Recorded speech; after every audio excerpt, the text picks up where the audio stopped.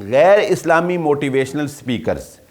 ये आपके अंदर एक एहसास कमतरी पैदा कर रहे होते हैं। वो एहसास कमतरी कैसे पैदा कर रहे होते हैं? जी हाँ, वो एहसास कमतरी पैदा कर रहे होते हैं अपनी लग्जरी लाइफ दिखाकर। मोटिवेशनल स्पीकर्स का एक ख़ास स्टाइल होता है, उसकी एक ख़ास ड्रेसिंग होती है। वो आके एक महंगा मोबाइल टेबल के ऊपर रखता है, उसकी गाड़ी, उसकी पिक्चर जो है वो उसकी वीडियोस के अंदर आ रही है। उसकी गाड़ी आ रही है तो उसको इस्तकबाल करने वाले कितने लोग हैं, उसका प्रोटोकॉल दिखाया जा रहा है, उसके स्टेज पर चलने के स्टाइल जो हैं वो बदल बदल कर दिखाए जा रहे हैं, उसकी जो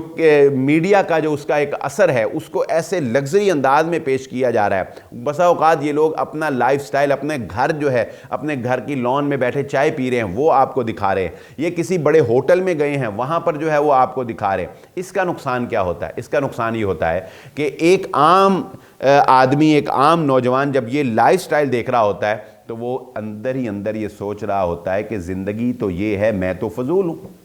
मेरी तो कोई ज़िंदगी नहीं है, मेरे घर में तो वॉलपेपर नहीं लगा हुआ, मेरा तो बेड जो है वो ब्रांड का नहीं है, मैंने तो कभी ब्रांड के शूज़ नहीं पहने हैं, मेरी तो घड़ी जो है वो भी वो सादा सी किसी आम सी दुकान से ली हुई है, मैंने तो ब्रांडेड घड़ी जो है वो नहीं पहनी है, इसके तो ग्लासेस भी जो हैं वो ब्रांड के हैं, इसने जो कैप पहन रखी है वो भी ब्रांड के हैं, इसका तो कोट देखो, इसके तो शूज़ देखो, इसका आना देखो, इसका जाना देखो, इसका उछलना देखो, इसका बैठना देखो, इसका आगे जाना, इसका पीछे आना, इसका चाय पीना, इसके कप देखो, इसकी पिक्चर देखो, इसकी गाड़ी देखो। वो लग्जरी लाइफ, यानी एक गैर इस्लामी मोटिवेशन स्पीकर आपको सादगी से निकालकर, आपको उस दरवेशी से निकालकर, उस शुक्र से निकालकर, वो आपको पहले जुबान से वो जितना मर्जी कहता रहे शुक्र करो शुक्र करो शुक्र करो, लेकिन वो अंदर ही अंदर से आपको एहसास कमतरी का